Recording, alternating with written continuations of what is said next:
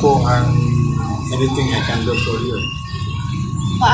Paano nakakatulong sa aplikante ang globalisasyon? To me, and globalization will help everyone, every applicant would compete on the requirements, on the criteria of a certain applicants or a certain workers for that specific position rather.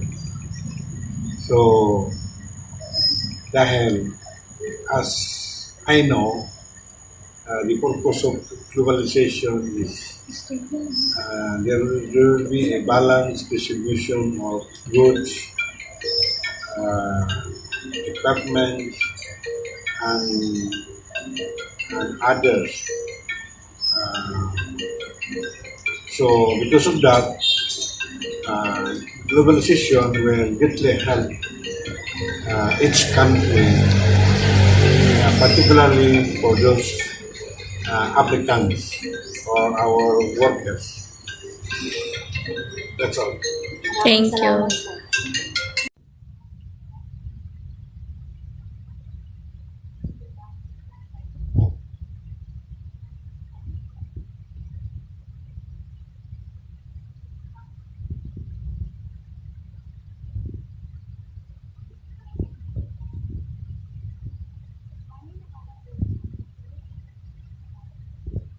Online seller.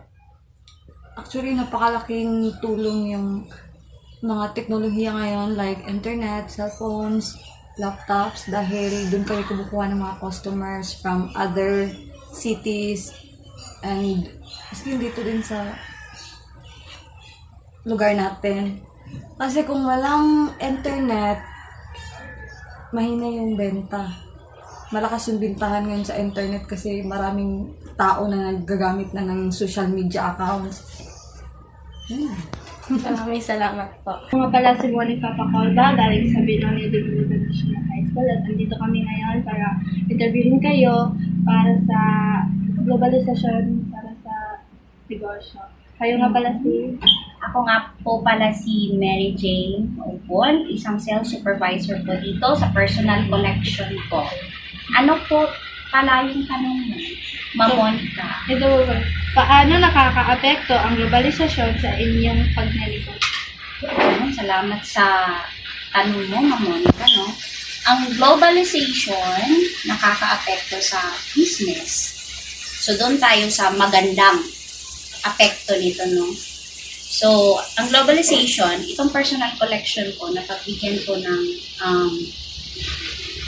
opportunity, no, to give services globally, no, kaya nga globalization po, no. So, hindi lang po kami nakabase sa isang lugar lamang, pero meron kami sa iba't ibang lugar dito sa mundo.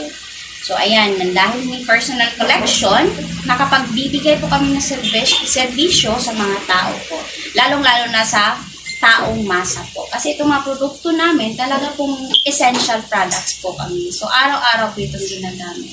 So, we have good qualities products dito sa personal collection po. And in this way, nakapag-serve kami all over the world.